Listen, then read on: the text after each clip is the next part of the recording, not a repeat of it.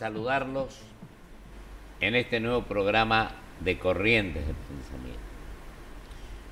Y tengo el gusto y el honor de que esté con nosotros un hombre que trabaja intensamente por las normas jurídicas, profesor de Derecho Constitucional en la Universidad de El Salvador, está a cargo del área electoral de la Suprema Corte de la provincia de Buenos Aires. Además de eso, hoy está a cargo tema de la Universidad de Austral, el doctor Carlos Alberto Zafadi Márquez. Yo veo, hay muchas otras cosas, está un tema que tuvo en Estados Unidos, por el tema del Centro Carter. Además, le voy a dejar al doctor, que es un querido amigo, por quien tengo un profundo respeto y admiración, que él exponga estas otras cuestiones a las cuales está abocado y por las cuales está trabajando intensamente. Y quiero decir también que en el día de hoy, dejar en claro, antes de darle la palabra al doctor, que iba a estar en uno de los programas de hoy el doctor Parodi, Juan Carlos Parodi, que hizo magníficas expresiones el otro día con respecto a la pobreza, a la desnutrición. Es un brillante y caracterizado argentino en el orden internacional como cirujano vascular, especialista en aorta, etcétera, pero por una cuestión de último momento no ha podido estar hoy con nosotros, pero entiendo que va a estar el martes de la semana que viene. Así que ahora sí, querido Carlos, te cedo la palabra para que vos con toda tranquilidad te expreses totalmente en este tema. Muchas gracias, querido Poncho. Esto de Estados Unidos me interesa mucho, el Centro Carter. No, bueno, y la Universidad de Lima también, ¿no? Sí, hace algunos años colaboré con el Centro Carter en distintas misiones en algunos países con democracias atenuadas, digámoslo así, analizando sus procesos electorales en Venezuela, Nicaragua. Y la verdad es que desde el punto de vista académico sirve porque uno ve los comportamientos tanto de los gobernantes como de los gobernados frente a los distintos sistemas electorales y cómo muchas veces el sistema electoral refleja la característica de lo que es la propia población, ¿no? Claro. Yo siempre sostengo que en nuestro sistema electoral tiene un montón de defectos, tiene muchos problemas, pero tiene una gran virtud, que es que nadie pone en duda la legitimidad de origen. Es cierto. Todos podemos insultar contra quien ganó, no nos gusta más. Exactamente. Pero la verdad es que nadie pone en duda que esa persona porque ganó. estemos dolidos por la derrota, por la victoria. Exactamente. Te iba a preguntar algo ahí, perdón, cuando me hablaste de Nicaragua, de Centroamérica, diríamos. ¿En Costa Rica también? No, en Costa Rica estuvimos entrevistando gente, pero en relación a Nicaragua, que estaba, entre comillas, exiliados, porque la situación nicaragüense es en términos institucionales es una situación compleja. Porque ahí Costa Rica tiene a mí me tocó estar un poco tiempo como embajador, pero tenía 30 y piquito de años, pero me llamó poderosamente la atención la transparencia. Exactamente. Con el cuarto poder, que es el Tribunal Supremo de Elecciones, al cual se someten todos los otros poderes del Estado. Sí. Un mes o 2 meses antes, tanto el Ejecutivo, el Legislativo y el Judicial, que merita una transparencia total. Sí, pero muchas veces el sistema del cuarto poder, que también lo utiliza Venezuela, sí, no resuelve el problema en sí, sino lo que importa es la gente que lo aplica. Uruguay es decir, también, puede ser bueno o puede ser malo. Claro, depende de cómo estén las cosas. Exactamente. Esta no es la Venezuela que era en aquel momento. No. Cuando Rafael Caldera, cuando Carlos Andrés Pérez. No, claro. Definitivamente no lo es. Y quizás cayó en la trampa de en algún momento una cierta sensación de bienestar económico que justificó aberraciones institucionales y Claro, ahora tienen un sistema paupérrimo en lo institucional y exacto. paupérrimo en lo económico, porque es como termina la historia, ¿no? Digo, es una película que la vimos varias La veces. vimos varias veces. Pero bueno, yo lo que decía es que el sistema nuestro tiene legitimidad de origen y eso hay que cuidarlo. Es decir, Y mucho. hay que reformar el sistema, claramente hay que reformarlo, pero siempre preservar esa confianza que la población tiene en nuestro sistema. Cosa que, bueno, no ha pasado en otros países. México, por ejemplo, tuvo grandes crisis en ese Grandes crisis. sentido. Bueno, entonces nosotros seguimos votando como se votaba hace un siglo, con algunas modificaciones, con algunas cuestiones, pero la verdad es que se podría votar muchísimo mejor. eh, no necesariamente esto implica ir al voto electrónico o no. Hay muchas cosas con las cuales se puede mejorar el sistema, desde el reconocimiento biométrico del ¿Vos votante. estás de acuerdo con el voto electrónico, con la reforma? A ver, hay, ¿Vos no crees que es una profunda reforma electoral? sí, totalmente, totalmente. Preservando la identidad de las provincias y que cada provincia mantenga su idiosincrasia a nivel electoral para las elecciones locales, porque a su vez eso enriquece el sistema federal. Claro. Pero a nivel nacional, en lo que hace lo federal, hay que hacer un gran cambio. Hemos visto que las primarias no cumplieron con la finalidad que el legislador buscaba. Las PASO, famosas. Exactamente. Son una de, están tomando gran parte de nuestros ingresos, de nuestro presupuesto, Exacto. y en realidad lo que se hace es Un gasto tremendo. sí, para generar una encuesta oficial, por decirlo así. Sí creo que hay que obligar a los partidos políticos a que tengan sus internas, es decir, hay que democratizar los partidos políticos, que hoy, Y que la gente se afilie, querido bueno, Carlos, porque con las PASO no tiene necesidad de afiliarse porque puede votar exactamente. a cualquier partido. Ese es un tema. Paradójicamente, el Estado lo que buscó con la reforma, cuando se hizo esa reforma en el año 2009, fue fortalecer a los partidos. Pero sin embargo, es decir, fortalecer a los partidos, pero sin embargo los debilita con una primaria abierta, Los debilita. y hoy lo cierto es que la gente no se afilia. Y en el fondo lo que se logra es que con el alto nivel de exigencia de afiliación que hay, cada vez va a haber menos partidos si se mantiene esta legislación. Claro, porque te exigen un número determinado de afiliados y a Exactamente. veces es difícil conseguirlos porque la gente no se preocupa en afiliarse porque votan las PASO. Exactamente. Ahora, qué gran presidente que tienen hoy allá en la Suprema Corte de la provincia, ¿no? La Bueno, doctora Hilda Kogan, eh, una persona realmente a la que hay que felicitar por su participación y actuación, ¿no? mire, llevamos adelante las elecciones el año pasado. Ella, como presidenta de la Corte, es constitucionalmente la presidenta de la Junta Electoral de la provincia. Fueron unas elecciones con determinadas complejidades. Recuerda usted el tema de las amenazas de bomba. Sí, Bueno, sí, sí. es decir, en cuanto a la administración electoral, esas cuestiones hacen hay detalles que a veces no se ven de afuera, pero que cuesta para administrar la elección.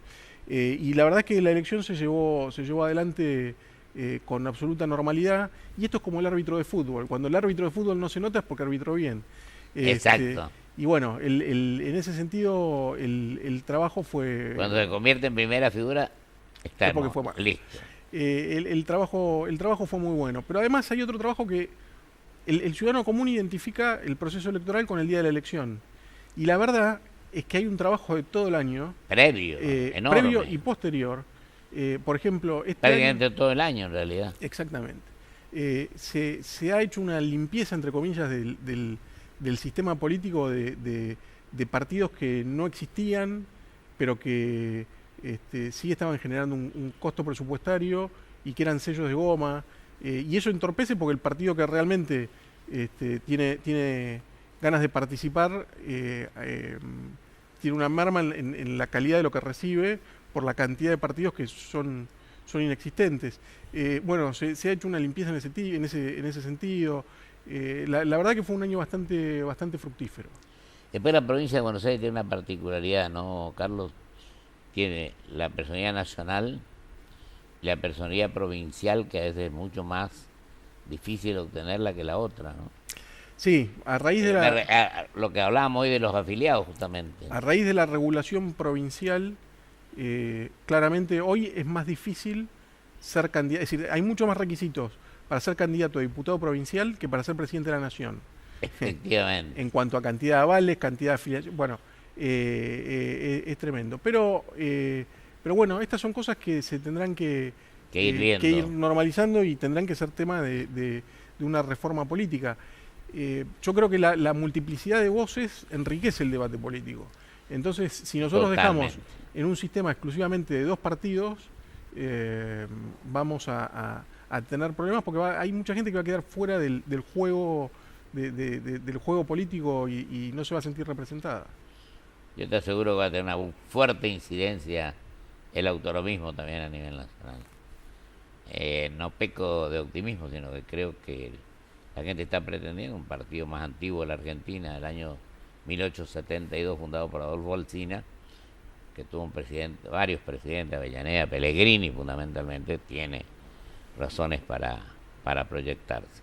Pero lo que te quería decir también es allí vos tenés que en dos secciones que tenés que tener el doble de afiliados y una serie de cosas, ¿no? En la provincia. Sí, además del número de afiliados que se exige, que es 8.000, la ley provincial requiere que en al menos dos secciones electorales tenga por lo menos el 4 por mil del padrón. El 4 por mil del padrón. A los efectos de garantizar que haya una presencia a nivel provincial de todas las fuerzas políticas. Bueno, yo lo que advierto como operador del sistema jurídico es que esto cada vez es más difícil de obtener, pero no solamente más difícil de obtener para los partidos muy pequeños. Hay expresiones políticas tradicionales de la República Argentina que se han encontrado en problemas para llegar a este número. Ahora, Carlos, querido, yo digo una cosa. Hay que reconocer que después de todo este proceso del 80 de la fecha, los políticos empezamos más o menos enteros y después se hemos ido debilitando. Yo no digo por qué, por cuánto. A veces por falta de coherencia, porque a la mañana dicen una cosa, porque a la tarde dicen otra, por lo que fuere. Por falta de transparencia también. En muchos casos los políticos no somos creíbles. Pero si vos haces una medición en general, creo que nuestra sociedad pretende otra cosa de sus dirigentes, que son simples mandatarios de las cosas así. Por otra cuestión también es que en la campaña vos decís una cosa, después cuando asumís o sos electo y sos simple mandatario de la gente que te vota, no cumplís con el rol que dijiste que ibas a cumplir. Ahora, hay otra cuestión en todo este tiempo, después del 83 diremos, hay un hecho muy, muy puntual y de gran envergadura. En el 94 la reforma electoral. La reforma electoral donde hace que dos provincias grandes quizás puedan ser las que definan la suerte de la Argentina en cuanto a la elección de su fórmula presidencial, es decir, presidente y vice de la nación, por ejemplo. Una vez hablábamos de este tema, en el 94 aquella reforma o el Pacto de Olivos hizo que se eliminara el colegio electoral. ¿Cómo ves vos este tema? No digo que haya un colegio electoral, yo fui observador de las elecciones cuando fue electo Trump, que perdió la elección en voto, pero fue electo presidente. Yo no creo que ese sea lo mejor. Creo que a lo mejor haya que producir un ayornamiento, una actualización, una auténtica realidad de qué es lo que pretendemos.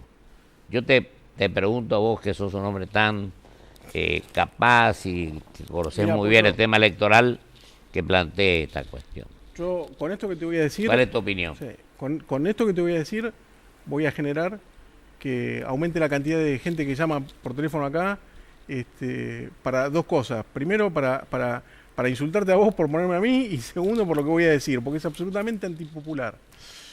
La verdad, Pero yo creo que a la gente hay que decirle las cosas como uno las ve y no para que la gente quede contenta o disconforme con lo que uno le dice. la verdad es que el colegio electoral en la República Argentina servía. ¿Y sabes por qué? Porque el colegio electoral no tenía la naturaleza de un grupo de sabios que sabía más que la población y entonces se juntaban ellos a elegir al presidente. No, no era esa teoría. Tenía la misma representación todas. El colegio electoral era la representación equilibrada del federalismo. Era eso. Efectivamente. Esa es la finalidad. De lo que dice la Constitución, en definitiva, en su artículo primero. Exactamente, exactamente. Entonces, con el colegio, ¿qué pasó? El constituyente argentino, en 1853, era una persona extremadamente sabia. Sí. Extremadamente sabia. Ellos ya habían visto el problema que vos contaste en Estados Unidos. Efectivamente. Porque en el siglo XIX ya pasó 3 veces en Estados Unidos. Jackson, Tilden y Cleveland fueron 3 presidentes electos sin tener la mayoría de votos. Y en 1824 Jackson, es decir, el constituyente de 1853 ya había visto que en Estados Unidos había alguien ganado sin haber sacado la mayoría de votos. Entonces, hicieron el mismo sistema, o un sistema parecido en realidad, de colegio electoral. Sí, no el más mismo, o menos parecido. pero modificaron la ecuación de la representación. Efectivamente. Entonces, ¿eso que hacía? Que quien ganaba en votos igualmente iba a ganar en el colegio electoral. Pero la distribución de electores era distinta y protegía los intereses de las provincias. Entonces, ¿eso que hacía? Que hasta el año 1994 un candidato a presidente tenía que hacer campaña, e iba a hacer campaña. Así es. Desde Ushuaia hasta La Quiaca. En todo el territorio nacional. Lo que pasaba en Río Negro, en Salta, en Misiones, o lo que fuere. Hoy en día, con el sistema como está, el presidente de la República lo pone el conurbano bonaerense. ¿Sí? El conurbano bonaerense, exacto. Y parte de algún otro cordón de afuera de alguna gran urbe. Pero ya tenés más del 50% del padrón entre provincia y capital. ¿Qué implicancia tiene esto? No es solamente un tema de la campaña, que entonces ya no vamos a tener al candidato a presidente yendo a Río Negro o a San Luis a hacer campaña, sino que además, cuando esta persona gane, ¿dónde va a invertir el dinero del presupuesto mejor? Claro. En donde sabe que va a obtener más votos. No va a ir a las provincias pequeñas. Totalmente. No va a ir, independientemente del color partidario que sean. Entonces, la consecuencia de esto fue trágica, Pocho. Porque, lo estamos viendo ahora. Entonces, muchas veces, vos me decís el problema es los políticos, pero muchas veces el problema es el diseño. El diseño. ¿Sí? Lo que vos decís, Carlos, no está solo en esto, porque yo fui constituyente en el 94, opuesto a la reforma de la Constitución, opuesto al Pacto Olivos. Don Raúl Alfonsín me entendió, planteé un amparo que me hizo lugar el doctor Gastón Funes. Después el 5-4 de la Corte hizo que el que me defendiera o defendiera mi postura fuera el maestro Fay. Esta es la verdad, pero no con el propósito de evitar eso. Yo decía nomás, en uno de los discursos que pronuncié para evitar la habilitación de la reforma, me acuerdo, memoria esta parte, decía: no reformemos esta sabia Constitución vigente, ni le demos una muerte prematura. Reformemos el país, sus problemas, sus limitaciones, sus sectores marginados, y hablaba de la enquistada corrupción. Por supuesto, después evaluaba la ética y las instituciones que cumplan su rol. Yo también creo que en lugar de que haya una Dirección Nacional Electoral, tendría que ser la justicia electoral la que siempre maneje los procesos electorales. No sé qué opinás vos. Sí, a ver, la Cámara Nacional Electoral ha demostrado una idoneidad indudablemente y una transparencia y un manejo de los procesos electorales que es impecable, aún muchas veces con una carencia de recursos, porque muchas veces el mismo Poder Ejecutivo no le da. Yo en eso te quería agregar algo. Adelante. Que en cuanto a Tenemos 3 minutos todavía. En cuanto a la reforma de la Constitución, yo tengo 20 años como docente de Derecho Constitucional. Sí. Me permito corregirte algo. Vos decías, profesor, yo estuve muchos años en El Salvador, ahora no voy a ahora estar está en la Austral. Voy a dar clases exactamente en el posgrado de Derecho Electoral de la Austral. Pero yo lo que vi en todos estos años con mis alumnos, incluso con los alumnos de grado, es que cuando ellos leen el texto constitucional y vos ves cómo redactó el constituyente de 1853 la Constitución, era un constituyente que era claro. Es decir, vos le podés dar, no es necesario que sea abogado, una persona que lea el texto de la Constitución. Claro. ¿Y esto qué es? Esto es democratizar el derecho. Exacto. Porque si ustedes piensan, en el siglo XIX, la ciudadanía no tenía acceso a un abogado. Entonces, ese lenguaje llano y claro que tenía el constituyente. Veamos Belezar, tenemos todo lo que pasó. Exactamente. Hicieron que la población en general pudiera tener acceso al derecho. Así es. Que no era algo tan fácil como es ahora. Y eso también fue una ventaja. El argumento de la reforma de la Constitución, porque la reforma era antigua, es un argumento pueril. La ley 11.723 de propiedad intelectual fue sancionada en el año 1933. No existía el DVD, no existía el celular, no existía nada. No, nada. Y sin embargo, es el día de hoy que está vigente. ¿Y por qué está vigente? Porque tiene una técnica legislativa excelente. Bueno, con esa Constitución pasaba lo mismo. Mira, nos queda un minuto. Hablamos del Salvador y hablamos del Austral. Si vos me permitís, yo quiero rendir homenaje hoy. Ha fallecido hace pocos días, no dejó muchos años rector del Salvador, el doctor Tobías, que me designó profesor invitado también de Derecho Constitucional, Derecho Público. Al que yo le tengo que rendir homenaje porque es un hombre que estuvo también en este programa y trabajó intensamente por esa universidad. Ahora está el doctor Carlos Salvadores como rector, espero que se continúe esta línea. Pero fundamentalmente, como vos decís, creo que es importante que estudiemos los temas, que lo analicemos y que no tengamos el prejuicio de que porque no me conviene a mí, o mejor dicho, un acto de conveniencia, no me conviene a mí, no sirve. Este es un poco el tema. Exactamente. Creo que tenemos que ser objetivos en esto, ¿no te parece, Carlos? Creo que llegó la hora que la política se ponga el traje de adulto. Exacto. Y que obre con criterios técnicos más que con criterios políticos. Te agradezco enormemente tu presencia, clarísimo, y yo sé que es una reforma para lo que nosotros pretendemos que vuelva a ser, pero yo soy totalmente partidario de que le demos lugar al federalismo y que las provincias tengan los mismos derechos y las mismas obligaciones. Muchas gracias por la invitación. Al contrario, te agradezco mucho tu presencia. Vamos a un corte y vuelvo con mis conclusiones.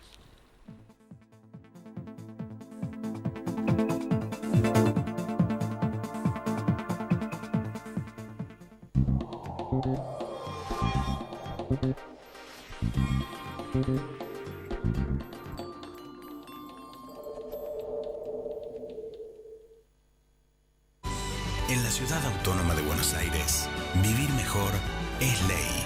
Legislatura de la Ciudad Autónoma de Buenos Aires. En Provincia ART, nuestro trabajo es protegerte en el tuyo. Provincia ART, la aseguradora de riesgos del trabajo del Grupo Provincia. Cambiemos la casa.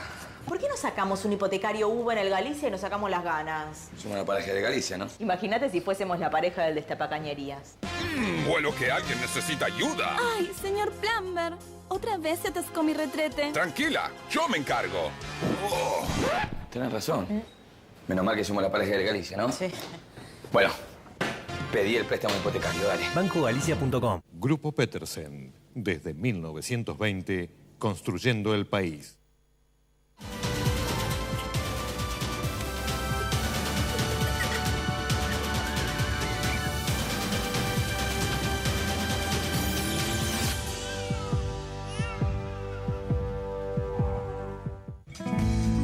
Un banco presente junto a todos los argentinos.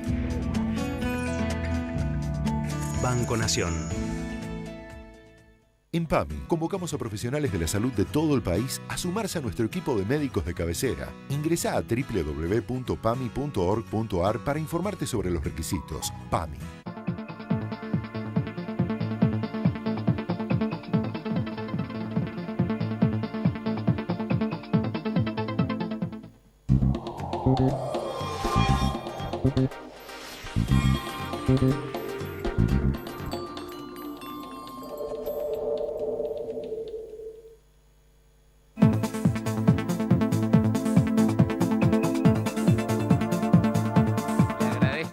Profundamente, tengo 1 minuto y pico para las conclusiones, a mi amigo el doctor Carlos Márquez, sus manifestaciones, su espíritu totalmente objetivo y sobre la forma didáctica en que fue expresando los distintos problemas, lo cual me parece que tiene una enorme trascendencia.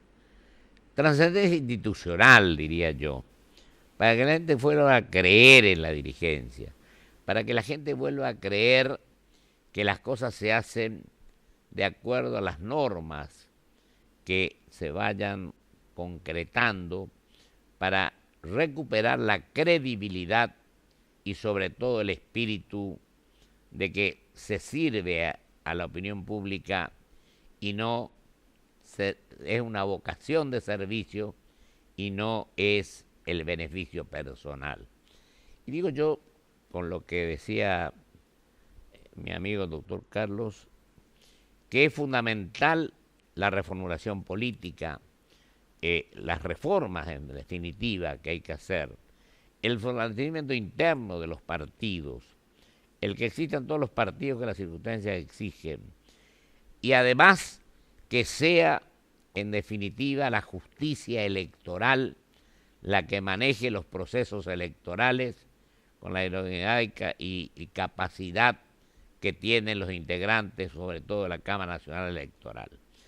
Y además pienso que es fundamental analizar fríamente, con total responsabilidad y seriedad, esto que él planteaba de volver a un colegio electoral como lo pensaron los sabios constituyentes del 53-60. Creo que no le va a hacer daño a las instituciones de la República y va a haber mucha mayor capacidad, imparcialidad y sobre todo igualdad de posibilidades y de derechos de los que las provincias pequeñas y las provincias que tienen muchísima cantidad de habitantes. Creo que ese es nuestro compromiso, analizar los temas, estudiarlos en profundidad y producir los hechos que beneficien al fortalecimiento de las instituciones de la República. Muchísimas gracias. Hasta el próximo programa del jueves, si Dios quiere.